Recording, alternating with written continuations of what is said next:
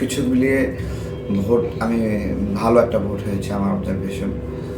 এবং আমরা যে যাই ভোট পাই অনেক বেশি ক্ষয়ক্ষতি বা যেটা অনেক আশঙ্কা করছিলাম এগুলো ওইভাবে হয়নি আর কি। এইবারের ভোটটা গত 17 বছরের ভোটের থেকে এইটুকু পার্থক্য যে গত 17 বছর যারা ভোট করছে তারা এবার অংশগ্রহণ করেনি, আর গত 17 বছর যারা অংশগ্রহণ করতে পারেনি তারা এবার অংশগ্রহণ করছে। তাদের কাছে এটা দীর্ঘ প্রতীক্ষার ভোট। আর এটা আসলে সবার ভোট না, এটা আগেই বলে নিই, সবার ভোট না এটা। এবং সবার ভোট না হওয়ার সমস্যা হলো যারা ভোটাধিকার বঞ্চিত হয় তাদের ভোটটা অন্য কেউ নিয়ে খেলা করে এবং সেইটা অ্যাকচুয়ালি তাদের প্রতিনিধিত্ব হয় না, তারা অন্য কোনো একটা প্রতিনিধির শক্তি বৃদ্ধি করে বা কমায়। এখানেই হলো সংকট। হয়নি সেটাই বললাম যে এতদিন আওয়ামী লীগ অন্যদের ছাড়া নির্বাচন করছে, এবার আওয়ামী লীগকে ছাড়া নির্বাচন হচ্ছে। তো আমরা যদি আওয়ামী লীগের চেয়ে বেটার হতে চাইতাম তাহলে আমাদেরকে আওয়ামী লীগকে সাথে করে নিয়ে নির্বাচন করা উচিত ছিল। তো আমরাও আওয়ামী লীগের আরেকটা রূপ, সে কারণে আমরাও তাদেরকে ছাড়া নির্বাচন করছি, এটাই আর কি। নির্বাচনের প্রার্থী এবং তার প্রধান যে এজেন্ট, এই দুজন তার নির্বাচনী কার্যক্রমের জন্য এজেন্ট নিয়োগের ক্ষেত্রে একটা ফিসের ব্যবস্থা থাকে, সেটা তারা বহন করতে পারে এবং সেটা কত টাকা করে ফিস দেওয়া হচ্ছে তার একটা ছোটো নোট, এই বিষয়গুলো বহন স্বাভাবিক বিষয়। এই ডকুমেন্টসটা দেখলে প্রশাসন ছেড়ে দেয়।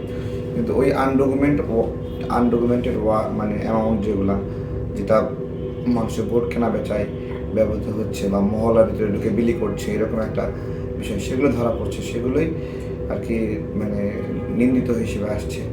ঠিক আছে, যেমন আপনার হলো কত টাকা আছে তা তো সেই বহনকারী জানবে, যখন বহনকারী নিজেই বলতে পারে না তার কাছে কত টাকা আছে, যেটা ঠাকুর গায়ে হয়েছে, হ্যাঁ, মেশিন দেখানোর পরে 74 লাখ, তাই না?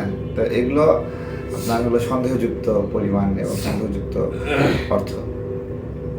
আচ্ছা, আপনার আসন ছিল সম্ভবত 12, তো আপনার আসনে আপনি কেমন দেখছেন সব কিছু মিলে? আমার আসনে আমার ভোটের পরিমাণ খুবই কম হওয়ারই কথা, কারণ এখানে ভোট ফাংশন করে কোনো একটা জোটের অনুকূলে প্রতিকূলে এরকম একটা অবস্থা।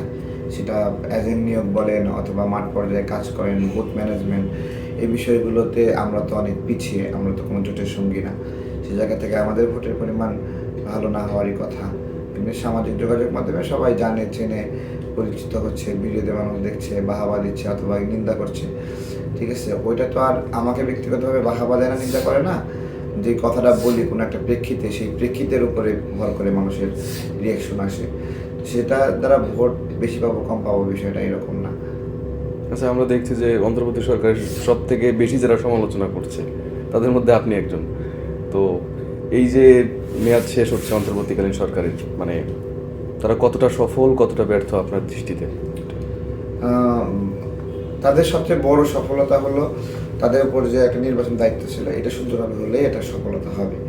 ঠিক আছে, এটাই হলো তাদের অ্যাচিভমেন্ট। এমনিতে অন্যান্য কাজে তাদের পারফরমেন্স খুব ভালো না।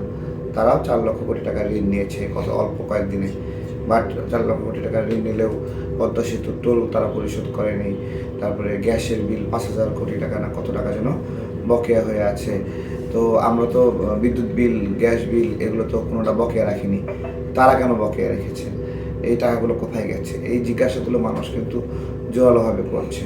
এবং সরকার ক্ষমতা থাকা অবস্থায় কিন্তু তথ্য বের হয় না, সাংবাদিকদের অ্যাক্সেস টু ইনফরমেশন কম, সেটা সরকার চলে যাওয়ার পরে ওই ইনফরমেশন জায়গাগুলো আস্তে আস্তে প্রকাশিত হবে, তখন বোঝা যাবে যে কতটুকু লুটপাট করলো, কতটুকু চুরি করলো। বিষয়টা তখন তারা আবার নিয়ন্ত্রণের বাইরে থাকবে, তারাও নিশ্চয়ই চলে যাবে যারা যারা চুরি চামারি করছে, ঠিক আছে, বাটপারি করছে। তো এটাই আর কি।